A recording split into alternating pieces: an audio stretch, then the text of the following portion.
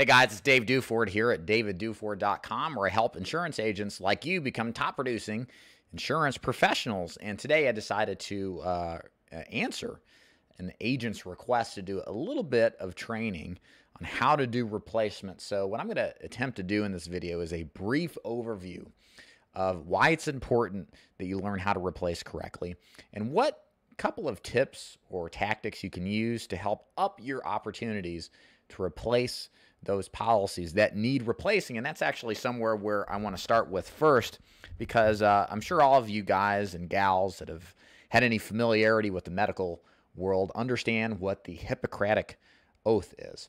The Hippocratic Oath essentially means first, do no harm. So it should go without saying, but we shall say it anyway, is that you don't want to go ahead and take out a policy and replace an existing policy when it ends up harming the client. Examples of this include, but aren't limited to, replacing somebody who's fully covered with a 2-year waiting period policy. Obviously, I hope you guys have enough brain cells not to do something that foolish. And if you're that hard up for money, just focus on doing the right thing and the money will always follow. Believe it or not, there are agents like this. I remember a top producer at a very large organization doing the same thing in the state of Indiana before she got eliminated, thankfully. So understand going forward that any kind of replacements you do, seriously consider before you decide to do the replacement whether or not this is something that is good for the client and improves their circumstance. So what are those circumstances where you would improve a client's circumstances? Well, it usually stems around two different situations. The first being their existing policy is inadequate in coverage, meaning they've got a 2-year waiting period policy when you could qualify them for first day full coverage. Or they are paying too much for the coverage and you can lower their premium, or just as good, if not better, get them more coverage for the same price.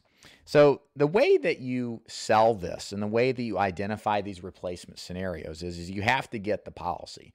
You have to find the policy. You have to review the policy. I did a video a week or two ago where I talk about the process up to getting to that point.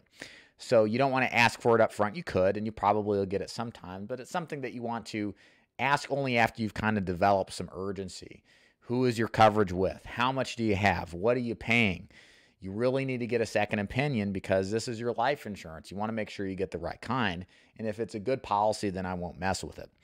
And I'm basically selling the idea of getting the policy to actually do the review. Once you do get a hold of the policy, this is really important. The best sales that you're going to make off of replacements are just simply showing the client what's in the policy. It's very simple. You simply open up the policy, take a look at what the policy states as far as how the coverage works, what the premium is, how much coverage they got, whether it's a 2-year return on premium kind of plan or something like that. And then also take time to look back at the copy of the application and the back of the policy. Now, why do we do this? So this is another technique that you can find, because what we're trying to do is just simply illuminate to the client what they really have compared to what they could get elsewhere.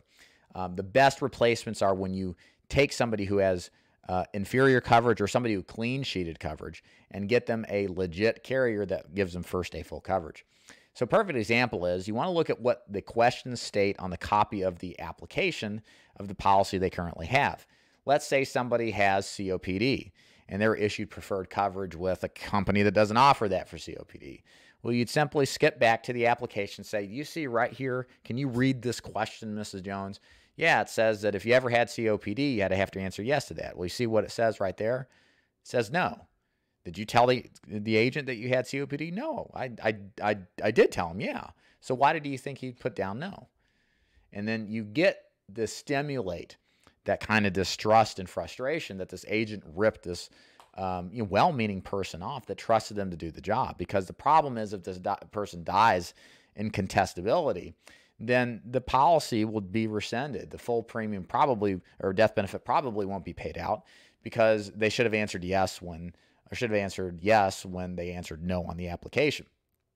So finding these little details by reading the application questions, matching it to what their current health is, will win you a lot of replacements that you otherwise wouldn't get.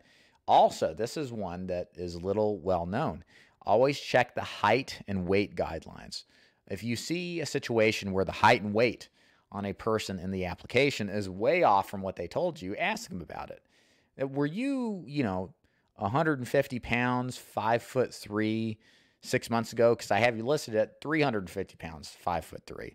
No, Mr. Duford, I haven't had, 200 pounds weight loss inside of 6 months. Well, you see right here, what does that say? Same type of procedure. And I'm telling you, this is powerful stuff because it immediately sets off that this company is distrustful, but also the agent is, and then I know what I'm talking about, okay? So always spend time doing that. Well, let's say if you don't have the policy, how can you review if they won't get the policy or can't find it? Simple enough.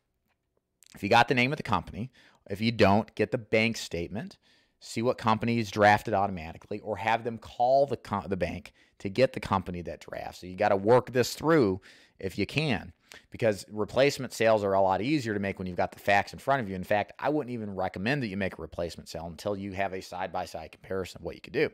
So what you do here is you call the company up, put it on speakerphone.